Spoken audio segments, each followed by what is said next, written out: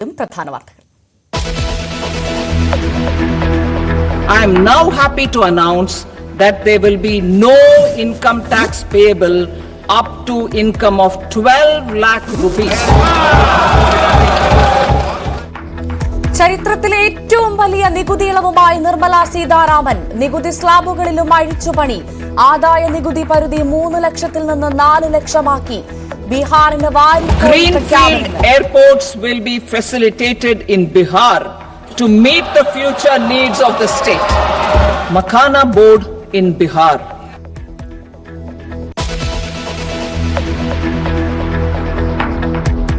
ആരോഗ്യ മേഖലയ്ക്ക് ബജറ്റിൽ കൈത്താങ്ങ്. 36 ജീവൻ രക്ഷാ മരുന്നുകൾക്ക് നികുതി ഇളവ്. ജില്ലാ ആശുപത്രികളിൽ ക്യാൻസർ സെന്ററുകൾ. മെഡിക്കൽ കോളേജുകളിൽ 75,000 സീറ്റ് ഉയർത്തും. 5 IITകളിൽ അടിസ്ഥാന സൗകര്യം വികസിപ്പിക്കും.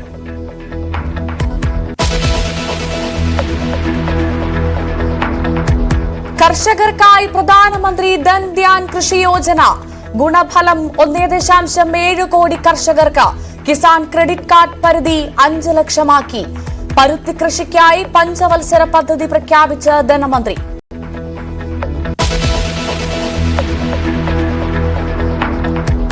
മൊബൈൽ ഫോണുകൾക്കും ഇലക്ട്രിക് വാഹനങ്ങൾക്കും വില കുറയും. ടിവിക്കും പ്ലാസ്റ്റിക് ഉൽപ്പന്നങ്ങൾക്കും വില കൂടും. കമ്പിളി തുണിത്തരങ്ങൾക്കും വില ഉയരും. ഇറക്കുമതി ചെയ്ത വസ്ത്രങ്ങൾക്ക് വില കൂടും.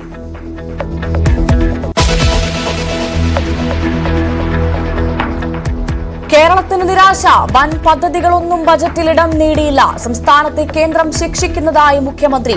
കേന്ദ്രത്തിന്റേത് ഗിമ്മിക്കെന്ന് VD സതീശൻ.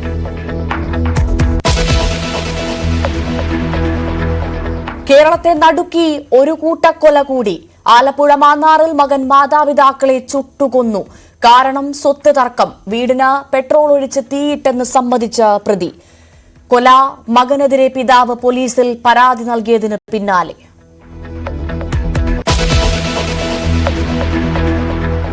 ചോറ്റാനിക്കരയിലെ പീഡന കേസിൽ പ്രതിക്കെതിരെ കൊലക്കുറ്റം ചുമത്തും. യുവതിയെ കെട്ടിത്തൂക്കിയത് അനൂപാണോ എന്ന് സംശയം. പോസ്റ്റ്മോർട്ടം റിപ്പോർട്ടിനായി കാത്ത അന്വേഷണ സംഘം. പെൺകുട്ടിയുടെ മൃതദേഹം സംസ്കരിച്ചു.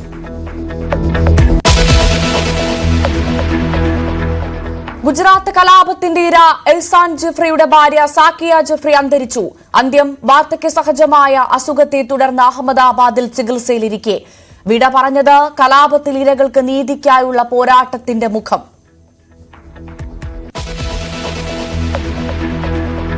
വിശദമായി നോക്കാം ബജറ്റിൽ എന്തെല്ലാം.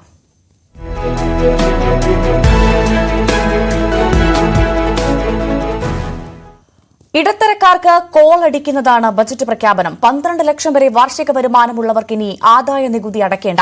75,000 രൂപ സ്റ്റാൻഡേർഡ് ഡിഡക്ഷനും ചേരുമ്പോൾ ഫലത്തിൽ 12.75 ലക്ഷം വാർഷിക വരുമാനമുള്ളവർ നികുതി പരിധിയിൽ നിന്ന് ഒഴിവാകും. ഇടത്തരക്കാർക്ക് കൂടുതൽ ഇളവുകൾ നൽകി വിപണിയിൽ പണവിനിയോഗം വർദ്ധിപ്പിക്കുക ലക്ഷ്യമിടുന്നതാണ് ബജറ്റ് പ്രഖ്യാപനം. കൂടുതൽ ഇളവുകൾ പ്രതീക്ഷിച്ചെങ്കിലും ഇത്ര വലിയ പ്രഖ്യാപനം പ്രതീക്ഷിച്ചതല്ല. I am now happy to announce that there will be no income tax payable up to income of 12 lakh rupees.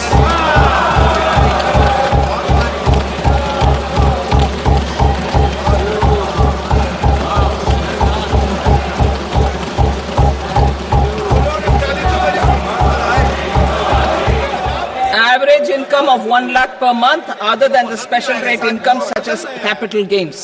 പ്രതിമാസം 1 ലക്ഷം രൂപ വരെ ശമ്പളം വാങ്ങുന്നവർ നികുതി അടയ്ക്കേണ്ട. വാർഷിക അടിസ്ഥാനത്തിൽ കണക്കെടുക്കുമ്പോൾ 12 ലക്ഷവും സ്റ്റാൻഡേർഡ് ഡിഡക്ഷൻ 75,000 രൂപയും ചേരുമ്പോൾ 12.75 ലക്ഷം വരെ വരുമാനമുള്ളവർ പരിധിയിൽ നിന്ന് ഒഴിവാകും. നേരത്തെ 7.5 ലക്ഷമായിരുന്നതാണ് വൻ ഇളവ് നൽകി പരിധി ഉയർത്തിയത്. പുതിയ നികുതി രീതി തെരഞ്ഞെടുത്തവർക്കാണ് ഈ ആനുകൂല്യം ലഭ്യമാവുക. 12.75 ലക്ഷത്തിന് മുകളിൽ വരുമാനമുള്ളവർ അടയ്ക്കേണ്ടി വരുന്ന നികുതി ഇങ്ങനെയാണ്. 4 ലക്ഷം വരെയുള്ള തുകയ്ക്ക് നികുതി ബാധകമല്ല. 4 മുതൽ 8 ലക്ഷം വരെ 5%, 8 മുതൽ 12 ലക്ഷം വരെ 10%, 12 മുതൽ 16 ലക്ഷം വരെ 15%, 16 മുതൽ 20 ലക്ഷം വരെ 20%, 20 ലക്ഷം മുതൽ 24 ലക്ഷം വരെ 25%, 24 ലക്ഷത്തിന് മുകളിൽ 30% വരെയും നികുതി അടയ്ക്കണം. ഇടത്തരക്കാർക്ക് കൂടുതൽ പണം എത്തിച്ച് വിപണിയിലെ പണവിനിയോഗം വർദ്ധിപ്പിക്കുക ലക്ഷ്യമിട്ടാണ് സർക്കാർ നീക്കം. വമ്പൻ പ്രഖ്യാപനമെന്നാണ് ധനകാര്യ വിദഗ്ധരുടെ പ്രതികരണം. സാമ്പത്തിക വളർച്ച കുത്തനെ താണതാണ് ഇത്തരമൊരു നീക്കത്തിന് കേന്ദ്ര സർക്കാരിനെ പ്രേരിപ്പിച്ചത്. News desk, Thiruvananthapuram. ഈ വർഷം നിയമസഭാ തെരഞ്ഞെടുപ്പ് നടക്കുന്ന ബീഹാറിന് ഭീമൻ പ്രഖ്യാപനങ്ങളുമായി കേന്ദ്ര budget. National institute of food technology ബീഹാറിൽ സ്ഥാപിക്കും. പുതിയ ഗ്രീൻഫീൽഡ് വിമാനത്താവളം മുതൽ മഖാന ബോർഡ് വരെയാണ് ബീഹാറിന് കേന്ദ്രത്തിന്റെ സമ്മാനം. Greenfield airports will be facilitated in Bihar to meet the future needs of the state. These will be in addition to the expansion of the capacity of Patna Airport and a brownfield airport in Beta. മൂന്നാം മോദി സർക്കാരിൽ ബീഹാറിന്റെ രാഷ്ട്രീയ പ്രാധാന്യത്തിന് ബജറ്റിലും പ്രതിഫലനം. പിന്തുണയ്ക്ക് പ്രത്യുപകാരവും ബീഹാർ നിയമസഭാ തെരഞ്ഞെടുപ്പ് മുന്നൊരുക്കത്തിനും ഊർജം പകരുന്ന പ്രഖ്യാപനങ്ങളാണ് ബജറ്റിൽ. A national mission on high-yielding seeds will be launched, aimed at 1. Strengthening research ecosystem, 2. Targeted development and propagation of seeds with high yield, pest resistance and climate resilience, and 3. Commercial availability of more than 100 seed varieties released since July 2024. ബീഹാറിൽ national institute of food technology സ്ഥാപിക്കും. പശ്ചിമ Kosi canal പദ്ധതിക്ക് അധിക സാമ്പത്തിക സഹായം. പുതിയ greenfield airport, നിലവിലെ Patna airport വികസിപ്പിക്കും. Bihar special പ്രഖ്യാപനങ്ങൾ ട്രഷറി ബെഞ്ച് ഹർഷാരവത്തോടെ സ്വീകരിച്ചപ്പോൾ പ്രതിപക്ഷത്ത് നിന്ന് പരിഹാസം. The institute will provide a strong fillip to food processing activities in the entire eastern region. Our government will set up a national manufacturing mission covering small, medium and large industries for furthering Make in India by providing policy support, execution roadmaps, governance and monitoring framework for central ministries and states. IIT പാട്നയുടെ അടിസ്ഥാന സൗകര്യ വികസനത്തിനുമുണ്ട് അധിക സഹായം. ഇതുകൂടാതെ കർഷകർക്ക് പ്രയോജനം ലഭിക്കുന്ന makhana board ബീഹാറിൽ സ്ഥാപിക്കും. Makhana board in Bihar. For this, there is a special opportunity for the people of Bihar.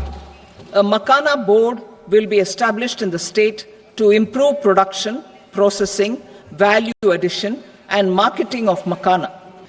ബീഹാറിലെ മിഥില മേഖലയിൽ പരമ്പരാഗത നാടോടി കലാരൂപമായ മധുബനിയുടെ സവിശേഷതകളുള്ള ഓഫ് വൈറ്റ് സാരിയിലായിരുന്നു നിർമ്മലയുടെ ബജറ്റ് ദിനം. വേഷം പോലെ തന്നെ കണക്ക് പുസ്തകത്തിലും പതിവിൽ കൂടുതൽ പ്രണയം ബീഹാറിനോട്.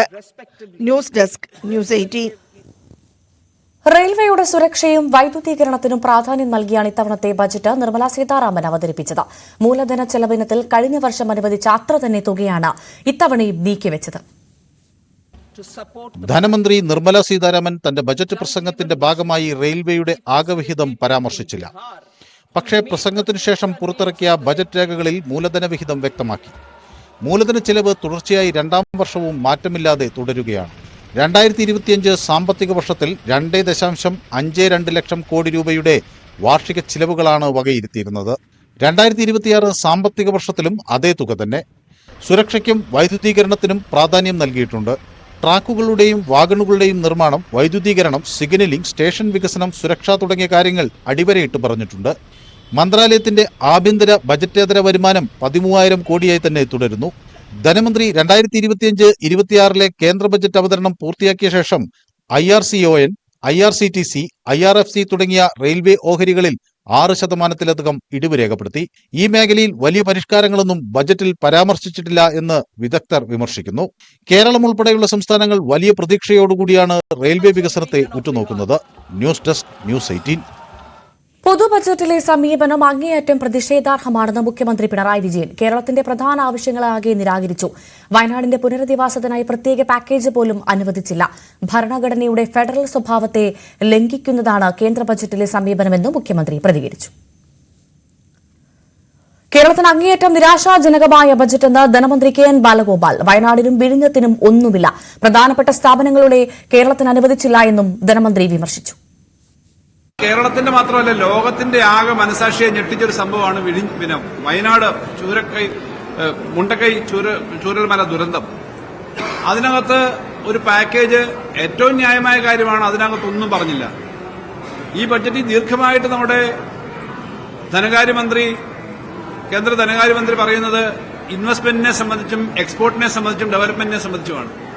കഴിഞ്ഞ ഒരു ദശാബ്ദത്തിനിടയിൽ അല്ലെങ്കിൽ 2 ദശാബ്ദത്തിനിടയിൽ ഇന്ത്യയിലുണ്ടായ ഏറ്റവും മേജറായ എക്സ്പോർട്ട് പ്രൊമോഷൻ സ്കീമാണ് വിഴിഞ്ഞം. ആ വിഴിഞ്ഞത്തെ പറ്റി ഒരു കാര്യവും പറഞ്ഞിട്ടില്ല. കാരണം എക്സ്പോർട്ടിനുള്ള വിൻഡോ ആണല്ലോ ഈ വലിയ തുറമുഖം. അതിനെപ്പറ്റി ഒന്നും പറഞ്ഞിട്ടില്ല, അതിന് പണം പ്രത്യേകം തന്നിട്ടില്ല. പിന്നീട് മേജർ സ്ഥാപനങ്ങളൊന്നുമേ കേരളത്തിൽ വന്നിട്ടില്ല. ഏറ്റവും ന്യായമായി അനുവദിക്കേണ്ട സ്ഥാപനങ്ങളൊന്നും വന്നിട്ടില്ല. 5 IITകളിൽ പുതിയ കോഴ്സ് തുടങ്ങുന്നതിനകത്ത് എന്തോ ഒരു കാര്യം വരുന്നത്. ഇങ്ങനെ പൊതുവിൽ കേരളത്തിനോട് ഈ ബഡ്ജറ്റിൽ കാണിച്ചിരിക്കുന്ന സമീപനം അങ്ങേറ്റം നിരാശാജനകമാണെന്ന് എംപിമാരിപ്പോ പ്രാഥമികമായിട്ട് ഡൽഹിയിൽ നിന്ന് തന്നെ കേരളത്തിലെ എംപിമാരെല്ലാം പറയുകയുണ്ടായി. പത്രപ്രവർത്തകരുടെ അഭിപ്രായങ്ങൾ വന്നു. ഇതിനകത്ത് ഒരു കാര്യം ഞാൻ ഈ പറയുമ്പോൾ എപ്പോഴും ഞാൻ കഴിഞ്ഞ 4 വർഷമായിട്ട് ഞാൻ ചുമതല ഏറ്റെടുത്തതിന് ശേഷവും അതിനു മുമ്പും കേരളത്തിലെ പൊതു ധനകാര്യ സ്ഥിതിയെപ്പറ്റി ഇവിടെ ബന്ധപ്പെട്ടവർ പറയുന്നുണ്ട്. ധനകാര്യമന്ത്രി എന്ന നിലയിൽ ഞാൻ പറഞ്ഞ കാര്യങ്ങൾ ശരിയാണെന്ന് ബോധ്യപ്പെടുത്തുന്നതിന് വേണ്ടി ഒരു കാര്യം പറയുകയാണ്. ബഡ്ജറ്റ് അറ്റ് എ ഗ്ലാൻസ്, ഇന്ന് പ്രസിദ്ധീകരിച്ച ബഡ്ജറ്റ് അറ്റ് എ ഗ്ലാൻസ് ആണിത്. ആദായ നികുതി പരിധി ഉയർത്തിയതിനെതിരെ പ്രതിപക്ഷ നേതാവ് വി ഡി സതീശൻ കേന്ദ്രത്തിന്റെ ഗിമ്മിക്കാണെന്നാണ് അദ്ദേഹത്തിന്റെ വാക്കുകൾ. അതിലേക്ക് പിന്നെ ഇൻകം ടാക്സിന്റെ പരിധി ഉയർത്തി എന്നത് ഒരു പൊളിറ്റിക്കൽ ഗിമ്മിക്കാക്കി ഭയങ്കരമായ ഒരു മിഡിൽ ക്ലാസ് ബജറ്റാണെന്ന് വരുത്തി തീർക്കാൻ വേണ്ടിയിട്ടുള്ള ഒരു ശ്രമം നടത്തിയിട്ടുണ്ട്. അല്ലാതെ ആഴത്തിലുള്ള ഒരു സമീപനമില്ല. പുതിയ സർവേയെല്ലാം പുറത്തു വന്നപ്പോൾ അറിയാം സാമ്പത്തിക പുരോഗതി താഴേക്ക് പോരുകയാണ്.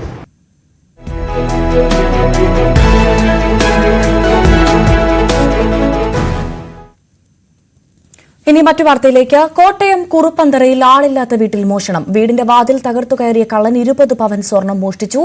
ആനിൻതോട്ടത്തിൽ സേവ്യറിന്റെ വീട്ടിലാണ് മോഷണം നടന്നത്. മോഷ്ടാവിന്റെ CCTV ദൃശ്യങ്ങൾ ന്യൂസ് 18 ലഭിച്ചു.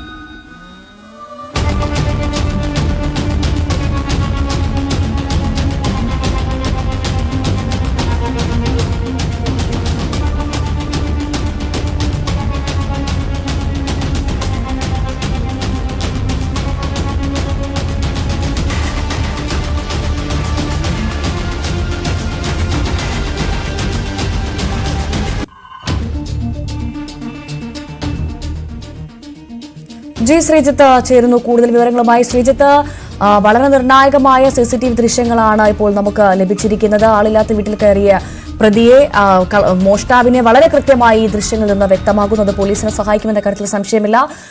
അന്വേഷണം ആരംഭിച്ചോ പോലീസ്? തീർച്ചയായും പോലീസ് അന്വേഷണത്തിലാണ്. ഇയാളെ വളരെ വേഗത്തിൽ കണ്ടെത്താനുള്ള വലിയ ശ്രമത്തിൽ തന്നെയാണ് പോലീസ് ഉള്ളത്. ഈ കഴിഞ്ഞ ഒരാഴ്ചയായി വീട്ടിൽ സേവ്യറും കുടുംബവും ഉണ്ടായിരുന്നില്ല. ഈ സമയം നോക്കി കൃത്യമായി ഇയാൾ ഉള്ളിൽ കയറുന്നു എന്നുള്ളതാണ്. ഒരുപക്ഷെ വീട്ടിലെ സാഹചര്യമൊക്കെ നിരീക്ഷിച്ച ശേഷമായിരിക്കാം ഇങ്ങനെ ഒരു മോഷണം നടത്തിയത് എന്ന് തന്നെ മനസ്സിലാക്കേണ്ടിയിരിക്കുന്നു. മാത്രവുമല്ല, വീട്ടിനുള്ളിൽ സൂക്ഷിച്ചിരുന്ന താക്കോൽ കൂടി എടുത്തുകൊണ്ടാണ്, അതായത് അലമാരയിൽ സൂക്ഷിച്ചിരുന്ന താക്കോൽ, മറ്റൊരു അലമാരയിൽ സൂക്ഷിച്ചിരുന്ന താക്കോൽ എടുത്തുകൊണ്ടാണ് ഈ സ്വർണം കവർന്ന് കടന്നു കളഞ്ഞത്. ഇന്ന് രാവിലെ വീട്ടുകാരെത്തിയപ്പോഴാണ് ഇത് വാതിലെല്ലാം പൊളിഞ്ഞു കിടക്കുന്ന നിലയിൽ കണ്ടെത്തിയത്. എന്തായാലും പിൻവാതിലിൽ കൂടി ഇയാൾ രക്ഷപ്പെടുകയും ചെയ്തു. എന്തായാലും ഈ മോഷ്ടാവിനെ സംബന്ധിച്ചുള്ള ഏതാണ്ട് സൂചനകളൊക്കെ പോലീസ് കണ്ടെത്തിയിട്ടുണ്ട്. പ്രത്യേകിച്ച് മറ്റ് സമീപത്തുള്ള CCTV ദൃശ്യങ്ങളെല്ലാം പരിശോധിച്ചുകൊണ്ട് കൂടുതൽ തെളിവുകളെല്ലാം എടുത്തുകൊണ്ടുള്ള അന്വേഷണത്തിലാണ് പോലീസ് ഉള്ളത്. എന്തായാലും വൈകാതെ ഇയാളെ കണ്ടെത്താനാകുമെന്ന പ്രതീക്ഷയും പോലീസ് പങ്കുവെക്കുന്നുണ്ട്. ഭവ്യ. ശരി, ജി ശ്രീജിത്താണ് വിവരങ്ങൾ നൽകിയത്. ആലപ്പുഴ മാന്നാറിൽ വീടിന് തീയിട്ട് വൃദ്ധ ദമ്പതികളെ ചുട്ടുകൊന്ന മകൻ പിടിയിൽ. സ്വത്ത് തർക്കത്തെ തുടർന്നുണ്ടായ പ്രകോപനമാണ് കൊലപാതകത്തിന് കാരണമെന്നാണ് പോലീസ് പറയുന്നത്. വീടിന് പെട്രോൾ ഒഴിച്ച് തീയിട്ടതാണെന്ന് വിജയൻ സമ്മതിച്ചു. ഇന്ന് പുലർച്ചെ വീടിന് തീ പടരുന്നത് കണ്ട നാട്ടുകാരാണ് ഫയർഫോഴ്സിനെ വിവരം അറിയിക്കുന്നത്. വീട്ടിലുണ്ടായിരുന്ന രാഘവൻ, ഭാര്യ ഭാരതി എന്നിവരാണ് വെന്തു മരിച്ചത്. വീടും പൂർണ്ണമായി കത്തിനശിച്ചു. വീടിന് തീപിടിച്ച സമയം ദമ്പതികളുടെ മകൻ വിജയൻ നടന്നു പോകുന്നത് കണ്ടതായി നാട്ടുകാർ പോലീസിനെ അറിയിച്ചു. തുടർന്ന് നടത്തിയ അന്വേഷണത്തിലാണ് ഇയാൾ പിടിയിലാകുന്നത്. പ്രതി കുറ്റം സമ്മതിച്ചു. സ്വത്ത് തർക്കമാണ് കൊലപാതകത്തിന് കാരണം. മോട്ടീവായ എലിമിനേഷൻ തന്നെ. കാരണം അയാൾ ചെയ്യുന്ന പല കാര്യങ്ങളും അച്ഛനും അമ്മയ്ക്കും യോജിക്കാൻ പറ്റാത്ത പല കാര്യങ്ങളുണ്ടായിരുന്നു. എപ്പോഴും കംപ്ലൈൻ്റ് ആയിരുന്നു. അപ്പോൾ അതിൽ ഈവൻ ആ സമയത്ത് എനിക്ക് തോന്നുന്നു പോലീസ് പിടിച്ചില്ലായിരുന്നെങ്കിൽ ഒരു സൂയിസൈഡ് ഉണ്ടാവുമായിരുന്നു. പ്രതിന്റെ ഭാഗത്ത് നിന്ന് ഒരു സൂയിസൈഡ് എക്സ്പെക്ട് ചെയ്യാം. കഴിഞ്ഞ മാസം അച്ഛൻ രാഘവന്റെ കൈ വിജയൻ തല്ലിയൊടിച്ചിരുന്നു. കഴിഞ്ഞ ദിവസവും ഉപദ്രവിച്ചതോടെ രാഘവൻ പോലീസിൽ പരാതി നൽകി. ഇന്ന് മകൻ വിജയനോട് പോലീസ് സ്റ്റേഷനിൽ ഹാജരാകണമെന്ന നിർദ്ദേശവും നൽകിയിരുന്നു. അതിനിടെയാണ് ദാരുണമായ കൊലപാതകം. ന്യൂസ് 18 ആലപ്പുഴ. ചോറ്റാനിക്കരയിൽ ആൺ സുഹൃത്തിന്റെ ക്രൂര പീഡനത്തിനിരയായി മരിച്ച പെൺകുട്ടിയുടെ സംസ്കാരം നടന്നു. കൊച്ചിയിലെ സ്വകാര്യ ആശുപത്രിയിൽ ചികിത്സയിലിരിക്കെ ഇന്നലെയാണ് പെൺകുട്ടി മരിച്ചത്. പെൺകുട്ടിയെ മർദ്ദിച്ച സുഹൃത്ത് അനൂപിനെതിരെ പോസ്റ്റ്മോർട്ടം റിപ്പോർട്ട് വന്നതിന് ശേഷം കൊലക്കുറ്റം ചുമത്തി കേസെടുക്കും. കളമശ്ശേരി മെഡിക്കൽ കോളേജിൽ പോസ്റ്റ്മോർട്ടത്തിന് ശേഷം മൃതദേഹം ചോറ്റാനിക്കര കുരീക്കാടുള്ള വസതിയിലേക്ക് കൊണ്ടുവന്നു. അനൂപ് ജേക്കബ് MLA, ബന്ധുക്കളും സമീപവാസികളും അടക്കമുള്ളവർ ഇവിടെ അന്തിമോപചാരം അർപ്പിച്ചു. തുടർന്ന് തൃപ്പൂണിത്തുറ സെന്റ് മേരീസ് യാക്കോബായ പള്ളിയിലെ ചടങ്ങുകൾക്ക് ശേഷം മൃതദേഹം സംസ്കരിച്ചു. ആശുപത്രിയിൽ ചികിത്സയിലിരിക്കെ ഇന്നലെയാണ് പെൺകുട്ടി മരിച്ചത്. കഴിഞ്ഞ 6 ദിവസമായി പെൺകുട്ടി വെന്റിലേറ്ററിൽ ചികിത്സയിലായിരുന്നു. പ്രതി അനൂപ് നിലവിൽ റിമാൻഡിലാണ്. പോസ്റ്റ്മോർട്ടം റിപ്പോർട്ട് വന്നതിനു ശേഷം ഇയാൾക്കെതിരെ കൊലക്കുറ്റം ചുമത്തി കേസെടുക്കും. നിലവിൽ വധശ്രമത്തിനും ബലാത്സംഗത്തിനുമാണ് കേസ് രജിസ്റ്റർ ചെയ്തിരിക്കുന്നത്. സ്ട്രാങ്കുലേഷൻ ആണ്, പക്ഷേ പ്രതി ശ്വാസം മുട്ടിച്ചിട്ടുണ്ട്. അതുപോലെ തന്നെ സെക്ഷൽ അറ്റംപ്റ്റ് നടന്നിട്ടുണ്ട്. കുറ്റകരമായ നരഹത്യ എന്നുള്ള രീതിയിലാണ് മുന്നോട്ട് പോകുന്നത്. ബാക്കി ബ്രെയിൻ ഡെത്ത് ഓൾറെഡി തന്നെ സംഭവിച്ചിട്ടുണ്ടായിരുന്നു. അതുകൊണ്ട് തന്നെ വെന്റിലേറ്ററിൽ പോയത്. അപ്പോൾ ബ്രെയിൻ ഡെത്ത് ആദ്യമേ തന്നെ സംഭവിച്ചിട്ടുണ്ട്. ആ ഒരു കൃത്യസമയത്തുള്ള മെഡിക്കൽ എയ്ഡ് കൊടുക്കാത്തതാണ് പ്രധാനമായിട്ടും ബ്രെയിൻ ഡെത്ത് സംഭവിക്കാനുള്ള റീസൺ. ഇല്ല, മർദ്ദിച്ചുള്ള ആ രീതിയിൽ തന്നെയുള്ള ദേഹമാസകലുള്ള മുറിവുകളുണ്ടായിട്ട് പറഞ്ഞിട്ടുണ്ട്. കോട്ടയം തലയോലപ്പറമ്പ് സ്വദേശി അനൂപിനെ ഇൻസ്റ്റാഗ്രാമിലൂടെയാണ് പെൺകുട്ടി പരിചയപ്പെടുന്നത്. മറ്റൊരാളുമായി പെൺകുട്ടിക്കുള്ള സൗഹൃദത്തെ ചോദ്യം ചെയ്താണ് മർദ്ദിച്ചത്. ഇതേ തുടർന്ന് പെൺകുട്ടി ആത്മഹത്യയ്ക്ക് ശ്രമിച്ചെന്നാണ് പ്രതിയുടെ മൊഴി. എന്നാൽ പ്രതി തന്നെ കെട്ടിത്തൂക്കിയതാണോ എന്ന സംശയം പോലീസിനുണ്ട്. ഇക്കാര്യത്തിൽ വ്യക്തത വരാൻ പോസ്റ്റ്മോർട്ടം റിപ്പോർട്ടും ഫോറൻസിക് പരിശോധനാ ഫലവും പുറത്തുവരണം. ന്യൂസ് 18 കൊച്ചി. വയനാട് വെള്ളമുണ്ടയിലെ അതിക്രൂര കൊലപാതകത്തിന്റെ ഞെട്ടലിലാണ് നാട്. ഇന്നലെയാണ് UP സ്വദേശി മുഖീബിനെ വെട്ടിക്കൊന്ന് കഷ്ണങ്ങളാക്കി പെട്ടിയിലാക്കി ഉപേക്ഷിച്ചത്. പിടിയിലായ മുഹമ്മദ് ആരിഫിന്റെ ഭാര്യയുമായി ബന്ധം സംശയിച്ചായിരുന്നു കൊലപാതകം. കഴിഞ്ഞ ദിവസമാണ് നാടിനെ നടുക്കിയ കൊലപാതകം. UP സ്വദേശിയും 25-കാരനുമായ മുഖീബിനെയാണ് വെട്ടിക്കൊന്ന് പെട്ടിയിൽ കഷ്ണങ്ങളാക്കി ഉപേക്ഷിച്ചത്. UP സ്വദേശിയായ മുഹമ്മദ് ആരിഫാണ് പ്രതി. ഇയാളുടെ ഭാര്യയുമായി ബന്ധമുണ്ടെന്ന സംശയത്തെ തുടർന്നായിരുന്നു കൊലപാതകം. മുഹമ്മദ് ആരിഫും മുഖീബും ഏറെ നാളായി വെള്ളാടിയിലായിരുന്നു താമസം. ഇരുവരും അടുത്ത സുഹൃത്തുക്കളുമായിരുന്നു. പ്രതി താമസിച്ചിരുന്ന ക്വാർട്ടേഴ്സിൽ വെച്ചാണ് കൊലപാതകമെന്നാണ് മൊഴി നൽകിയത്. മൂളിത്തോട് പാലത്തിനടിയിൽ ശരീരഭാഗങ്ങൾ അടങ്ങിയ പെട്ടി ഉപേക്ഷിക്കുന്നത് കണ്ട ഓട്ടോ ഡ്രൈവറാണ് പോലീസിൽ വിവരമറിയിച്ചത്. മുഹമ്മദ് ആരിഫിനെ പോലീസ് വിശദമായി ചോദ്യം ചെയ്തു വരികയാണ്. ന്യൂസ് 18 വയനാട്. തിരുവനന്തപുരം ബാലരാമപുരത്തെ 2.5 വയസ്സുകാരിയുടെ കൊലപാതകത്തിൽ അമ്മയ്ക്ക് നേരിട്ട് പങ്കില്ലെന്ന വിലയിരുത്തലിൽ അന്വേഷണ സംഘം. ശ്രീധുവിനോട് ഉള്ള വിരോധം കൊലപാതകത്തിലേക്ക് നയിച്ചെന്നും പോലീസ്. ജോൽസിൻ ദേവിദാസന് പണം നൽകിയെന്ന മൊഴി ഇന്നലത്തെ ചോദ്യം ചെയ്യലിലും ശ്രീധു ആവർത്തിച്ചു. കൂടുതൽ വ്യക്തതയ്ക്കായി ഇരുവരുടെയും മൊബൈൽ ഫോണുകൾ ഫോറൻസിക് പരിശോധനയ്ക്ക് അയക്കും. പ്രതിക്കായി പോലീസ് കസ്റ്റഡി അപേക്ഷയും നൽകും. ആവർത്തിച്ചുള്ള ചോദ്യം ചെയ്യലിലും കൊലപാതകത്തിൽ പങ്കില്ലെന്ന മൊഴിയിൽ ഉറച്ചു നിൽക്കുകയാണ് ശ്രീധു. പല ഘട്ടങ്ങളിലായി ജോൾസൺ ദേവിദാസിന് പണം നൽകി. നേരിട്ടാണ് പണം നൽകിയതെന്നും ശ്രീധു മൊഴി നൽകി. വിശദ പരിശോധനയ്ക്ക് ദേവിദാസിനെ ഇന്നും ബാലരാമപുരം സ്റ്റേഷനിലേക്ക് വിളിച്ചു വരുത്തി ചോദ്യം ചെയ്തു. തന്നെ കൊലപാതകവുമായി കൂട്ടിക്കെട്ടാൻ ബോധപൂർവമായ ശ്രമം നടന്നുവെന്നാണ് ദേവിദാസിന്റെ പ്രതികരണം. ഇതിൽ എനിക്ക് എന്റെ പേരിലുള്ള പരാതി അത് വ്യാജ പരാതിയാണ് എന്ന് തെളിയിക്കുക എന്നുള്ളത് അങ്ങനെയാണ് ഇന്നലെ പോയത്.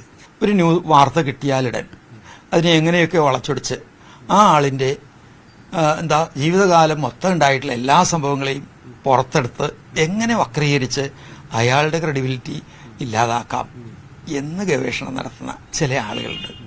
അത് ശരിയല്ല. നെയ്യാറ്റിൻകര സബ് ജയിലിൽ കഴിയുന്ന പ്രതി ഹരികുമാറിനായി പോലീസ് ഇന്ന് കസ്റ്റഡി അപേക്ഷ നൽകും. കസ്റ്റഡിയിൽ വാങ്ങി വിശദമായ തെളിവെടുപ്പ് നടത്താനാണ് തീരുമാനം. 4 ടീമുകളായി തിരിഞ്ഞാണ് നിലവിൽ അന്വേഷണം പുരോഗമിക്കുന്നത്. ന്യൂസ് 18 തിരുവനന്തപുരം. കൊച്ചിയിൽ സഹപാഠികളുടെ റാഗിങ്ങിനെ തുടർന്ന് 15-കാരൻ ആത്മഹത്യ ചെയ്ത സംഭവം പ്രത്യേക സംഘം അന്വേഷിക്കും. കുട്ടിയെ റാഗ് ചെയ്തെന്ന പരാതി ഉൾപ്പെടെയുള്ളവ സംഘം അന്വേഷിക്കും. വിഷയം അന്വേഷിക്കാൻ വിദ്യാഭ്യാസ മന്ത്രിയും നിർദ്ദേശം നൽകി. സംഭവത്തിൽ പ്രതിഷേധവുമായി പൃഥ്വിരാജ് ഉൾപ്പെടെയുള്ള താരങ്ങളും രംഗത്തെത്തി. തൃപ്പൂണിത്തുറ ഹിൽ പാലസ് സിഐയുടെ നേതൃത്വത്തിലാണ് 10-അംഗ അന്വേഷണ സംഘത്തിന് രൂപം നൽകിയിട്ടുള്ളത്. മിഹിറിന്റെ രക്ഷിതാക്കൾ DGPക്ക് നൽകിയ പരാതിയെ തുടർന്നാണ് പ്രത്യേക അന്വേഷണ സംഘത്തിന് രൂപം നൽകുന്നത്. മരണവുമായി ബന്ധപ്പെട്ട കാര്യങ്ങൾ ഇൻസ്റ്റാഗ്രാമിൽ പോസ്റ്റ് ചെയ്യുകയും പിന്നീട് ഡിലീറ്റ് ചെയ്യുകയും ചെയ്തിരുന്നു. ഇത് സംബന്ധിച്ച കാര്യങ്ങളും വിശദമായി അന്വേഷിക്കും. സൈബർ വിദഗ്ധരുടെ സഹായവും ആവശ്യപ്പെട്ടിട്ടുണ്ട്. നിലവിൽ 2 വിദ്യാർത്ഥികളുടെ മൊഴി രേഖപ്പെടുത്തി. പരീക്ഷ നടക്കുന്നതുകൊണ്ടാണ് ഇപ്പോൾ സ്കൂളിലേക്ക് പോലീസ് എത്താത്തതെന്നാണ് വിശദീകരണം. സ്കൂൾ അധികൃതരുടെ മൊഴി ഉടൻ രേഖപ്പെടുത്തും. അതേസമയം വിദ്യാർത്ഥി പഠിച്ചിരുന്ന തിരുവാണിയൂർ ഗ്ലോബൽ പബ്ലിക് സ്കൂളിനെതിരെ പ്രതിഷേധം ശക്തമാകുകയാണ്. സംഭവത്തിൽ അടിയന്തര നടപടി വേണമെന്ന ഹൈബി ഈഡനും ജില്ലാ ശിശുക്ഷേമ സമിതിയും കുറ്റക്കാർക്കെതിരെ കർശന നടപടി വേണമെന്ന് AYF ജില്ലാ സെക്രട്ടറി KR റനീഷും സർക്കാരിനോട് ആവശ്യപ്പെട്ടു. SFI ഗ്ലോബൽ പബ്ലിക് സ്കൂളിലേക്ക് മാർച്ച് നടത്തി. പൃഥ്വിരാജ് ഉൾപ്പെടെയുള്ള സിനിമാ താരങ്ങൾ സമൂഹ മാധ്യമങ്ങളിലൂടെ പ്രതിഷേധം രേഖപ്പെടുത്തിയിട്ടുണ്ട്. അതേസമയം റാഗിംഗ് നടന്നിട്ടില്ല എന്ന നിലപാടിൽ തന്നെയാണ് സ്കൂൾ അധികൃതർ. ന്യൂസ് 18 കൊച്ചി. കൂത്താട്ടുകുളം നഗരസഭയിലെ രാഷ്ട്രീയ സംഘർഷത്തിൽ പോലീസിന് വീഴ്ചയെന്ന് എറണാകുളം റൂറൽ ASPയുടെ റിപ്പോർട്ട്. സംഘർഷം തടയുന്നതിൽ വീഴ്ച വരുത്തിയ ഉദ്യോഗസ്ഥർക്കെതിരെ നടപടി ശുപാർശ ചെയ്ത് റൂറൽ SP DIGക്ക് റിപ്പോർട്ട് കൈമാറി. കൌൺസിലർ കലാരാജുവിനെ തട്ടിക്കൊണ്ടുപോകാൻ പോലീസ് CPMന് ഒത്താശ ചെയ്തുവെന്നായിരുന്നു ആരോപണം. കൂത്താട്ടുകുളം നഗരസഭാ കൌൺസിലർ കലാരാജുവിനെ തട്ടിക്കൊണ്ടുപോകാൻ പോലീസും CPMും ഒത്തുകളിച്ചെന്ന പ്രതിപക്ഷ ആരോപണം ശരിവെക്കുന്നതാണ് ASPയുടെ റിപ്പോർട്ട്. നഗരസഭയിലെ സംഘർഷം തടയുന്നതിൽ മൂവാറ്റുപുഴ DYSP PM ബൈജുവിനും CIക്കും വീഴ്ച സംഭവിച്ചു. അവിശ്വാസ പ്രമേയ ചർച്ച ചെയ്യണമെന്ന കോടതി ഉത്തരവ് നടപ്പാക്കാൻ കഴിയാഞ്ഞതും വീഴ്ചയായി ചൂണ്ടിക്കാട്ടുന്നു. കലാരാജുവിനെ തട്ടിക്കൊണ്ടുപോയതിനു പിന്നാലെ മക്കൾ നൽകിയ പരാതി അന്വേഷിക്കാൻ കാലതാമസം വന്നുവെന്നും റിപ്പോർട്ടിലുണ്ട്. കൂത്താട്ടുകുളം പോലീസ് സ്റ്റേഷന് തൊട്ടടുത്തുള്ള CPM ഏരിയ കമ്മിറ്റി ഓഫീസിൽ കലാരാജു ഉണ്ടെന്നറിഞ്ഞിട്ടും പോലീസ് നടപടി സ്വീകരിച്ചില്ല. പോലീസ് വീഴ്ച ചൂണ്ടിക്കാട്ടിയുള്ള റിപ്പോർട്ട് ASP PM കൃഷ്ണൻ SPക്ക് കൈമാറി. വീഴ്ചയിൽ നടപടി വേണമെന്നാവശ്യപ്പെട്ട റൂറൽ SP വൈഭവ് സക്സേന DIGക്ക് റിപ്പോർട്ട് കൈമാറിയിട്ടുണ്ട്. ആരോപണങ്ങൾക്ക് പിന്നാലെ കേസ് അന്വേഷണ ചുമതല മൂവാറ്റുപുഴ DYSPയിൽ നിന്നും ആലുവ DYSPക്ക് കൈമാറിയിരുന്നു. പിന്നാലെയാണ് ബ്രാഞ്ച് സെക്രട്ടറി അടക്കം 3 CPMകാരെ പോലീസ് അറസ്റ്റ് ചെയ്തത്. ന്യൂസ് 18 കൊച്ചി. 2022 ഗുജറാത്ത് കലാപത്തിനിരയായ സാക്കിയ ജെഫ്രി അന്തരിച്ചു. വാർദ്ധക്യ സഹജമായ പ്രശ്നങ്ങളെ തുടർന്ന് അഹമ്മദാബാദിൽ വെച്ചായിരുന്നു അന്ത്യം. മുൻ കോൺഗ്രസ് MP എഹ്സാൻ ജെഫ്രിയുടെ ഭാര്യയാണ് അഹമ്മദാബാദിൽ ഭർത്താവിന്റെ ഖബറിടത്തോട് ചേർന്ന് സാക്കിയ ജെഫ്രിയെ സംസ്കരിച്ചേക്കും. ഗോദ്ര ട്രെയിൻ കത്തിക്കൽ സംഭവത്തെ തുടർന്നുണ്ടായ ഗുൽബർഗ് സൊസൈറ്റി കൂട്ടക്കൊലയെ അതിജീവിച്ചയാളായിരുന്നു സാക്കിയ ജെഫ്രി. ഗുൽബർഗ് സൊസൈറ്റിയിൽ നടന്ന കലാപത്തിലാണ് എഹ്സാൻ ജെഫ്രി കൊല്ലപ്പെട്ടത്. ഇടവേള.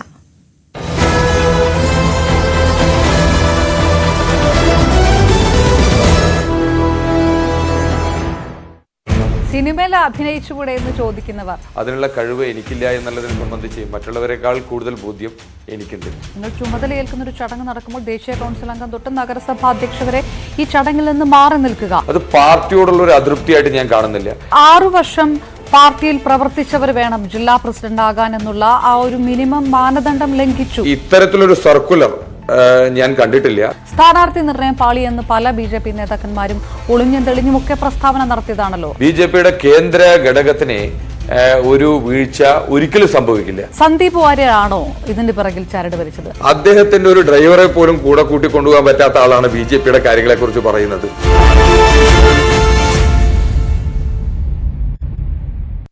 ഒടുവിലിതാ ആ പ്രഖ്യാപനം വന്നിരിക്കുന്നു. വർഷങ്ങൾക്ക് ശേഷം സാധാരണക്കാരായ ആളുകൾക്ക് അവന്റെ ജീവിത നിലവാരം ഉയരുന്ന തരത്തിലേക്കുള്ള സുപ്രധാനമായ പ്രഖ്യാപനം കേന്ദ്ര സർക്കാരിന്റെ ഭാഗത്ത് നിന്ന് ബജറ്റ് അവതരണത്തിൽ ഉണ്ടാകുന്നു. 12 ലക്ഷമാക്കി ഉയർത്തിയിരിക്കുന്നു ആദായ നികുതി സ്ലാബ്. അതായത് ഒരു വർഷം 12 ലക്ഷം രൂപ വരുമാനം നേടുന്ന വ്യക്തിക്ക് ഇനി മുതൽ നികുതി അടയ്ക്കേണ്ടതില്ല. കണക്കാക്കുമ്പോൾ മാസം 1 ലക്ഷം രൂപ ശമ്പളം ലഭിക്കുന്ന വ്യക്തിക്ക് ഇനി മുതൽ നികുതി അടയ്ക്കേണ്ടതില്ല എന്ന വലിയ പ്രഖ്യാപനം ആണ് ഇപ്പോൾ ഉണ്ടായിട്ടുള്ളത്. കേന്ദ്ര സർക്കാരിനെ സംബന്ധിച്ചിടത്തോളം ഏറ്റവും പ്രധാനപ്പെട്ട വരുമാന സ്രോതസ്സുകളിൽ ഒന്നായിരുന്നു വ്യക്തിഗത ടാക്സ് എന്നത്. വ്യക്തിഗത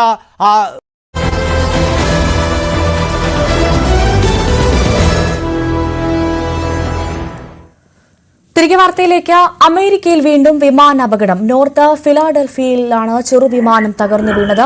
നോർത്ത് ഈസ്റ്റ് ഫിലാഡൽഫിയ വിമാനത്താവളത്തിൽ നിന്ന് പറന്നുയർന്ന വിമാനം 30 സെക്കൻഡുകൾക്കുള്ളിൽ റഡാറിൽ നിന്ന് അപ്രത്യക്ഷമായി. റൂസ്വെൽറ്റ് മാളിനടുത്ത് ജനവാസ മേഖലയിലാണ് വിമാനം തകർന്നു വീണത്. 6 പേരാണ് സ്വകാര്യ വിമാനത്താവളത്തിൽ ഉണ്ടായിരുന്നത്. മരുന്നുകളുമായി മിസൗറിയിലെ സ്പ്രിംഗ് ഫീൽഡിലേക്കുള്ള യാത്രയ്ക്കിടെയായിരുന്നു അപകടം. ബിസിനസ് ജെറ്റുകളും ചാർട്ടർ വിമാനങ്ങളുമാണ് നോർത്ത് ഈസ്റ്റ് ഫിലാഡൽഫിയ വിമാനത്താവളത്തിൽ നിന്നും കൂടുതലായി സർവീസ് നടത്തുന്നത്. ഫേസ്ബുക്ക് പോസ്റ്ററിന്റെ പേരിൽ ഏറ്റുമുട്ടി എഴുത്തുകാരായ കെ.ആർ. മീരയും ബെന്യാമിനും ഹിന്ദു മഹാസഭയുടെ ഗോഡ്സെ പുകഴ്ത്തലിനെതിരെ കെ.ആർ. മീര ഇട്ട പോസ്റ്റാണ് രണ്ടുപേരും തമ്മിലുള്ള തർക്കം പരസ്യപ്പോരിലെത്തിച്ചത്. ഗാന്ധിജിയെ തുടച്ചു മാറ്റാൻ കോൺഗ്രസ് ശ്രമിച്ചിട്ട് നടന്നില്ല. പിന്നെയല്ലേ ഹിന്ദു മഹാസഭ എന്നായിരുന്നു കെ.ആർ. മീരയുടെ പോസ്റ്റ്. ഗാന്ധിജിയുടെ രക്തസാക്ഷിത്വ ദിനത്തിൽ ഹിന്ദു മഹാസഭ ഗോഡ്സെ ആദരിച്ച വാർത്ത പങ്കുവച്ചായിരുന്നു കോൺഗ്രസിനെ പരിഹസിച്ചുള്ള പോസ്റ്റ്. കെ.ആർ. മീരയുടെ വിവാദ താരതമ്യം ശക്തമായ വിമർശനങ്ങൾക്ക് വഴിവെച്ചു. കെ.ആർ. മീരയോടുള്ള വിയോജിപ്പും വിമർശനവും ബെന്യാമിൻ പരസ്യമാക്കി. കെ.ആർ. മീര പറഞ്ഞത് ശുദ്ധ അസംബന്ധമാണ്. ഏതിനോട് താരതമ്യം ചെയ്യണമെന്നും മീരയ്ക്കറിയില്ലെന്ന് ബെന്യാമിൻ വിമർശിച്ചു. പോസ്റ്റ് ഗുണം ചെയ്യുന്നത് സംഘപരിവാറിനാണെന്ന് അറിയാതെയല്ല, അറിഞ്ഞുകൊണ്ട് എഴുതുന്നതാണ് അപകടമെന്നും ബെന്യാമിൻ ഫേസ്ബുക്കിൽ പോസ്റ്റിട്ടു. എല്ലാ മനുഷ്യരും എന്തെങ്കിലുമൊക്കെ പ്രവർത്തനങ്ങളിൽ ഏർപ്പെടുന്നത് വെറും അപ്പകർഷങ്ങൾക്ക് വേണ്ടി മാത്രമാണെന്നോ സ്ഥാനമാനങ്ങൾക്ക് വേണ്ടി മാത്രമാണെന്നോ ഒരു തെറ്റായ ധാരണ മീരയുടെ ഉള്ളിൽ കടന്നുകൂടിയിട്ടുണ്ട്. അങ്ങനെയല്ല, നമ്മൾ പ്രവർത്തിക്കുന്നത് വിമർശിക്കുന്നത് ഒക്കെ നമ്മളുടെ ചില മൂല്യങ്ങളുടെയും നമ്മളുടെ ചില വിചാരങ്ങളുടെയും ഒക്കെ അടിസ്ഥാനത്തിൽ നിന്നുകൊണ്ടാണ്. ബെന്യാമിന് അതേ നാണയത്തിൽ മറുപടി നൽകി കെ.ആർ. മീര. തന്നെ സംഘപരിവാറായി അവതരിപ്പിക്കാനുള്ള പദ്ധതിയുടെ ഭാഗമാണ് വിമർശനമെന്നാണ് മറുപടി. രാഷ്ട്രീയ പാർട്ടികളുടെ അപ്പകഷ്ണം തനിക്ക് ആവശ്യമില്ലെന്നും മീര വ്യക്തമാക്കി. കോൺഗ്രസിനെയും സംഘപരിവാറിനെയും സുഖിപ്പിക്കാനാണ് ബെന്യാമിൻ ശ്രമിക്കുന്നതെന്നും കെ.ആർ. മീര തുറന്നടിച്ചു. ഇടത് ആഭിമുഖ്യമുള്ള എഴുത്തുകാരായി അറിയപ്പെടുന്ന രണ്ടുപേരുടെയും തുറന്ന പോര് സമൂഹ മാധ്യമങ്ങളിൽ വൻ ചർച്ചയാണ്. തെരഞ്ഞെടുപ്പ് മുന്നിൽ കണ്ടുള്ള രാഷ്ട്രീയ മോഹമാണ് തർക്കത്തിന് പിന്നിലെന്നാണ് കോൺഗ്രസ് കേന്ദ്രങ്ങളുടെ വിമർശനം. ന്യൂസ് 18 തിരുവനന്തപുരം. മുനമ്പം ജുഡീഷ്യൽ കമ്മീഷന്റെ പ്രവർത്തനം തൽക്കാലം നിർത്തിവെച്ചു. കമ്മീഷന്റെ പ്രവർത്തനത്തെ ചോദ്യം ചെയ്തുള്ള ഹൈക്കോടതിയിലെ കേസ് തീർപ്പാക്കിയ ശേഷം തുടർ നടപടികൾ കൈക്കൊള്ളും. കേസ് പെട്ടെന്ന് തീർപ്പാക്കിയാൽ റിപ്പോർട്ട് വേഗത്തിൽ സമർപ്പിക്കുമെന്നും കമ്മീഷന്റെ പ്രവർത്തനം നിയമപ്രകാരമാണെന്നും ജസ്റ്റിസ് CN രാമചന്ദ്രൻ നായർ വ്യക്തമാക്കി. കാസർകോട് അടൂരിൽ ജനവാസ മേഖലയിൽ പുലിയെ ചത്ത നിലയിൽ കണ്ടെത്തി. തലപ്പച്ചേരി സ്വദേശി മോഹനന്റെ കിണറ്റിലാണ് പുലിയുടെ ജഡം കണ്ടെത്തിയത്. ദുർഗന്ധം വമിച്ചതിനെ തുടർന്ന് നടത്തിയ പരിശോധനയിലാണ് ജഡം കണ്ടെത്തിയത്. ഇന്ന് രാവിലെയാണ് വേലമ്പാടിയിലെ മോഹനന്റെ വീട്ടുവളപ്പിലെ കിണറ്റിൽ പുലിയെ ചത്ത നിലയിൽ കണ്ടെത്തിയത്. 3 ദിവസമായി വീട്ടിലെ മോട്ടോർ കേടായിരുന്നതിനാൽ കിണർ ഉപയോഗിച്ചിരുന്നില്ല. ദുർഗന്ധം വമിച്ചതിനെ തുടർന്ന് നടത്തിയ പരിശോധനയിലാണ് വീട്ടുകാർ പുലിയെ കണ്ടത്. ആൾമറയില്ലാത്ത കിണർ വലയിട്ട് മൂടിയ നിലയിലായിരുന്നു. വലയുടെ ഒരു ഭാഗം കീറിയിട്ടുണ്ട്. സംഭവം ശ്രദ്ധയിൽപ്പെട്ട ഉടനെ വനംവകുപ്പിനെ വിവരം അറിയിക്കുകയായിരുന്നു. വെറ്റിനറി സർജനും ഉന്നത വനംവകുപ്പ് ഉദ്യോഗസ്ഥരും പുലിയെ പുറത്തെടുത്ത് തുടർ നടപടികൾ സ്വീകരിച്ചു. പ്രദേശത്ത് മാസങ്ങളായി പുലിയുടെ സാന്നിധ്യമുണ്ട്. ജനവാസ മേഖലയിൽ നിന്ന് പുലിയുടെ ജഡം കണ്ടെത്തിയതോടെ വലിയ ആശങ്കയിലാണ് നാട്ടുകാർ. പ്രദേശത്ത് കൂടുതൽ പുലികളുണ്ടെന്നാണ് നാട്ടുകാരുടെ ആരോപണം. ന്യൂസ് 18 കാസർഗോഡ്. പാലക്കാട് ഞാങ്ങാട്ടിരിയിൽ വാഹനമിടിച്ച് കാട്ടുപന്നി ചത്തു. മേഖലയിൽ കാട്ടുപന്നി ശല്യം രൂക്ഷമായിരുന്നു. കഴിഞ്ഞ ദിവസവും മേഖലയിൽ പന്നിക്കൂട്ടമെത്തി കൃഷി നശിപ്പിച്ചിരുന്നു. ഇവ റോഡിലിറങ്ങവെയായിരുന്നു അപകടം.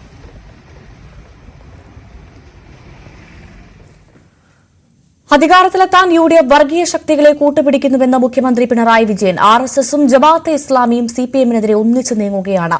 LDF ഭരണം തുടർന്നാൽ തിരിച്ചടിയാകുമെന്ന് വർഗീയ ശക്തികൾക്കറിയാം. ഏത് മാർഗത്തിലൂടെയും അധികാരത്തിൽ വരാനാണ് UDF ആഗ്രഹിക്കുന്നതെന്നും അതിന്റെ ഭാഗമാണ് വർഗീയ ശക്തികളുമായുള്ള കൂട്ടുകെട്ടെന്നും മുഖ്യമന്ത്രി. CPM കണ്ണൂർ ജില്ലാ സമ്മേളനം ഉദ്ഘാടനം ചെയ്ത് സംസാരിക്കുകയായിരുന്നു മുഖ്യമന്ത്രി. 3 വയസ്സുകാരിയുടെ കൈ ഇഡ്ഡലിത്തട്ടിൽ കുടുങ്ങി. തിരുവനന്തപുരം വിഞ്ഞാറമൂട് ചെമ്പൂരിലാണ് സംഭവം. 3 വയസ്സുകാരി ദുർഗയുടെ ഇടതു കൈയിലെ ചൂണ്ടുവിരലാണ് പാത്രത്തിൽ കുടുങ്ങിയത്. സ്വകാര്യ ആശുപത്രിയിൽ എത്തിച്ചെങ്കിലും ആശുപത്രി അധികൃതർ ഫയർഫോഴ്സ് സഹായം തേടുകയായിരുന്നു. ഏറെ പണിപ്പെട്ടാണ് പാത്രം മുറിച്ചു മാറ്റിയത്.